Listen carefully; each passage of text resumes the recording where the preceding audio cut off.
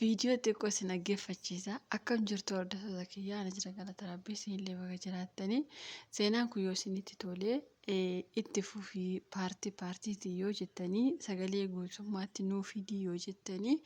isiniif fiduun hin danda'a maaliifi mucayyoon eeyyamamtuu waan taateef mee xiqqoo sagalee isin dhaggeeffachiisa. Lubbuu fayyaa kee miti ani fayyaa koo mee falanaa falee bamanaa madaamii koo jaalladhiitanii na gaafatee. Okay, mucayyoon kuni sagalee baay'inatti argitee turte. Akka yaada isheetti namni falanaaf hafaluu maal gochuu qaba akkamii kan jedhamudha. Sagalee xiqqoomarraa isin dhaggeeffachiise sagalee garuu yoo isin nuuf fidii dhaggeeffachuu barbaanna irraa barannaa yookiis immoo hin gorsinaa yoo jettan isinii fida. Yommuu lakkee nuun gargaaru irraallee waan barannu hin qabnu yoo jettanis dhiisuu hin danda'a jechuudha. Dhugaa dubbachuuf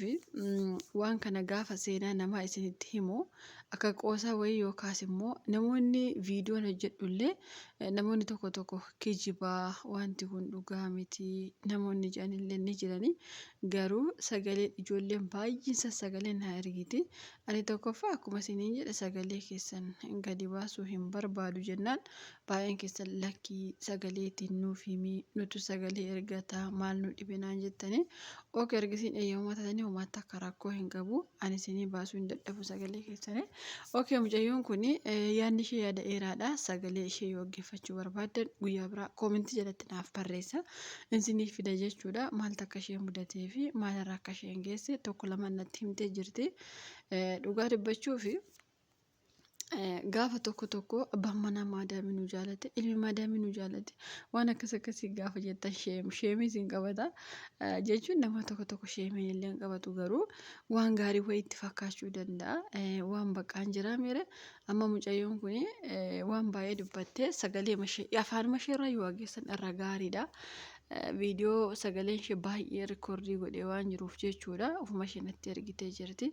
Garuu ani asirratti maaltu na isinitti fakkaate baay'een keessanii dhugaa rabbii nama ajaa'iba namni tokko kaayyoo fi biyyaa baatan dagattan natti fakkaata. Dhugaa rabbii jechuun namoonni tokko amma gaafa waan kanarratti lubbuu isaanii haban waan maqoosaa wayii tokko isaanitti fakkaachuu danda'a. Garuu arabni waan kanarratti gaafa nama argite dhugumatti nama ajjeesuu lubbuu namaa baasuu hin dandeessi jechuun ijoolleen keenya waan kanarratti baay'ee dogoggortanii inni na gaafatee ani immoo isa jaaladhe jechuun akkamitti jaalalli isin qabame dhugaa rabbii jechuun har'a seenaa namaa odeessuu hin dhufne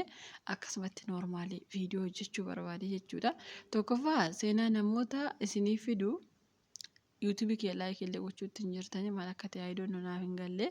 baay'ee kuffistanii jirtan anis immoo duubatti hafee jira hin beekaa haa ta'uuti dhugaa rabbii nama ajaa'iba jechuun namoonni tokko gaafa abbaa manaa maadaamiin jaaladhe innis na jaalate anis jaaladhe gaafa jettan garuu wanti nama rakkisu maali yoo jettanii yeroo tokko dirqama wanti kun gaafa namarra gahee inniyyuu nama gaddisiisa. Dhugaa dubbachuuf ijoollee keenya baay'een waan kanaan dararamaa cunqurfamaa gaafa turan sagalee ta'aa fi bakka jiraa miire kan qarshii qabu qarshiitiin bira dhaabbachaa kan humna qabu waan hundaatiin bira dhaabbachaa turanii tokkoffaa waanii fi biyyaa baane sarraatanyummaa keenya dagachuun baay'ee ulfaata. Nuti gaafa biyyaa baane sarraatanyaan ta'a jenne biyyaa baane malee haadha manaa namaa ta'a yookaas immoo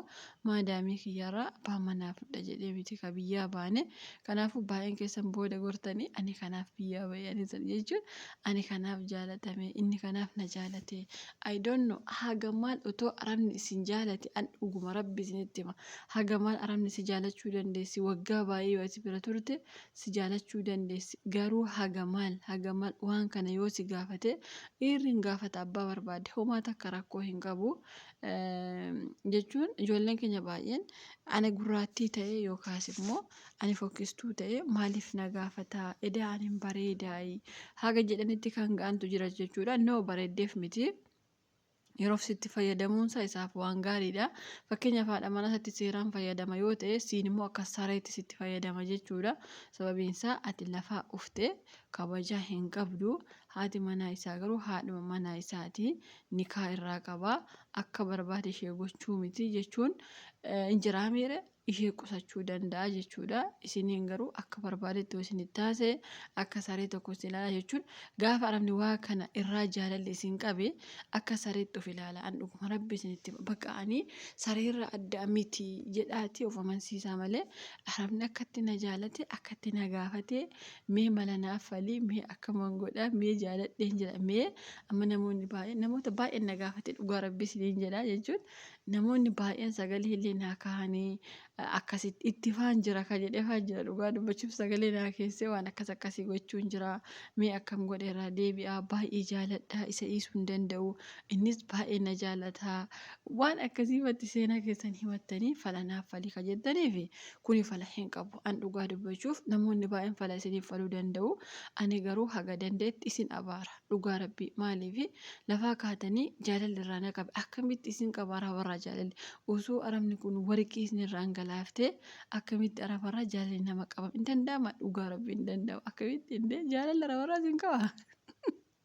Gara bindawee tokko nama jira inni maayii deebisanii maal jedhu beektani mee mala naa malee lubbuu koo mee fala naa fali lubbuu koo an akkas ta'e kana ta'e indee fala maaltu jira falli jiru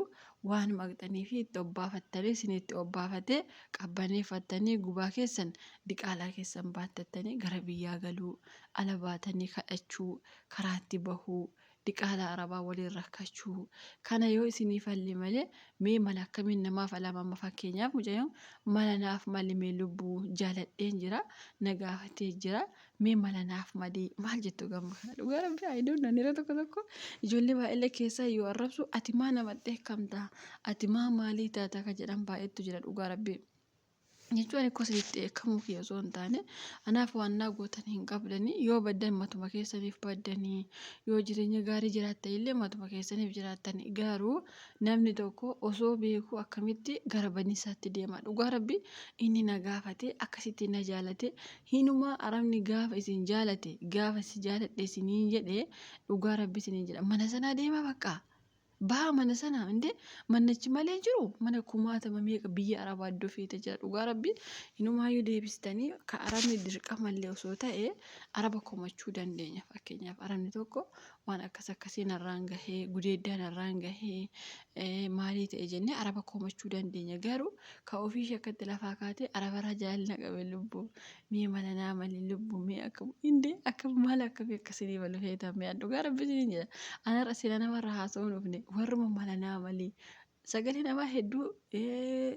barreeffamaa illee hedduun natti erge mee mala naa malee mee lubbuu ka ulfaa'ee faa jedha jira beeki ulfaa'ee jira lubbuu akkaawuntii kiyya naa maxxanse lubbuu mucaa akka godhu dhabe lubbuu arabni akkatti maana baase lubbuu mucaa arabaa waliin akka shinti beetii akkana ta'e lubbuu maal taatani qoon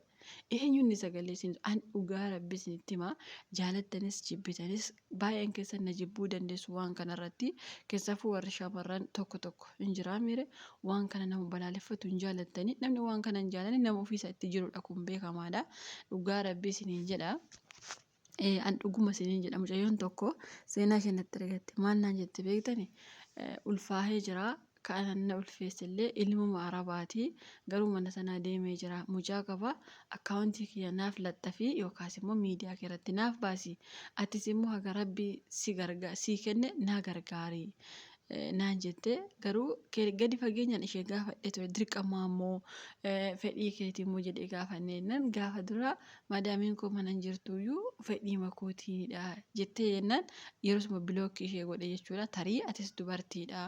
maaf bilookii gootee fedhiidha jechuu dandeessanii ilmi namaa kamuu fedhii qaba namni kushina arabaa keessa waggaa meeqa dhaabatu fedhii dhabeef namatti sinitti hin fakkaatin dhugaa rabbii boras gaatenna achi gaatenna ka jedhamuuf malee ani karaa mataa koof dhugaa dubbachuuf na jaalattanis na jibbitanis waan na gootan hin qabdan dhugaa rabbii isinitti himaa homaa isiniin goomaa naan gootan yoo na jibbitas ani waan takka wanti miti garuu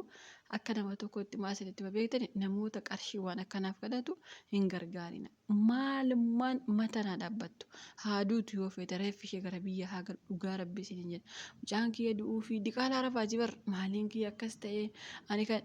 akkuma isheen fedhii qabdu tokkoon namaa fedhii qaba. Ofii fedhii ofii baafachaa mucaa ofii baattachaa qarshii na gargaara haga rabbisii kenna biraa badha. No waan akkasiin eeyyamu dhugaa rabbiinumaa hin ta'u. Miidiyaa kiyya anaa guyyaa tokko yuutuubii kiyya irratti intalli abaluu rakkattee suuraan ishee kanaa buukiin ishee kanaa gargaara anaa isiniin jiru agartanii beektani garuu kijiba kiyyaaf ni agartani. Tokko lama ol sinii baasa ganaa sagalee warra ijoolleen akkasitti ulfaa'ee akkasitti na gargaarsisi baay'ee jira ijoolleen hin ta'u kaa hin baasu maaliif baasa dhugaa rabbi nuti kan waggaa meeqa kushinaa arabaa keessa dhaabbannu jaalanneetu rakkina bar addunyaan nuu guutuu didi bar isin immoo namoonni tokko warra akkasii immoo arabarraa jaalina qabe ilma oromoorraa amaaraarraa tigireerraa indee achuma deemaa sinaa gargaaran ijoolleen keenya kan kushinaa arabaa keessa dhaabbattan dhugaa rabbi kushinaa arabaa keessa ta'u alarraa hojjechuus haa ta'u alumarraa hojjetee namni kaayyoo qabu nama meeqa dhugaa rabbi nama ani beeku hiriyyaan koo osoo waraqaan qabaate alarraa hojjettee galtee mana ajaa'ibaa godhattee makiina baajaajii waliin bittee oofaarti dhugaa rabbi kaayyoo qabaannaan dirqama mana arabaa keessaa hojjechuu hin qabdu. Kanaaf ijoolleen rakkoon keessan rakkoo cimaa isinitti ta'ee mee akkam godha lubbuu mala maal naaf maltaa isa waliin akkatti hariiroo eegalee jira rakkachaa jira warri jettani rabbi furmaata isiniif haa kennu. Hordoftoonni kiyya immoo yaada kana warri dhaggeeffattan yaada keessan qoodaa fi jaalala qabe waan ta'eef maal akka isheen gochuu qabdu ishee kanaaf yaada keessan qooduu hin dagatiina. Nama jaalala arabarraatti qabe hin beeku waan isin jettanii ani hin beeku ani deebbii nabe keessaa illee deebbii nabe warri immoo sagalee ishee ammallee fidii ol nuuf baasii dhaggeeffachuu barbaanna warri jettan naaf barreessaa ol siniif baasa tokko lama namaatti akka erga abbaan isaa sagaleen kiyya ol naafaa bahuu uummanni waan naan jiru argi namni jedhee ol baasaa fi homaa tokko rakkoo hin qabu. Kanaafuu viidiyoon kun yoo isinitti tole laayikii gochuu hin dagatiina. Ijoollee waan akkasiirra jirtan dhugaa rabbii irra deebitanii baay'ee gaariidha. Garuu ifama baay'een keessan nu loltaan jechuun loluu osoo hin taane nama haasa ijoolleen tokko kanaaf malee isin loluu kiyya miti jechuudha. Yaada keessan koomentii jalatti qooduu fi hin dagatiina. Akkuma isiniin jedhe yuutuubii kiyya laayikii gochuu hin dagatiina. Yuutuubiin kiyya baay'ee kufee jira dhugaa rabbii ittuma jabaachaa jira malee kufee jira laayikii godha.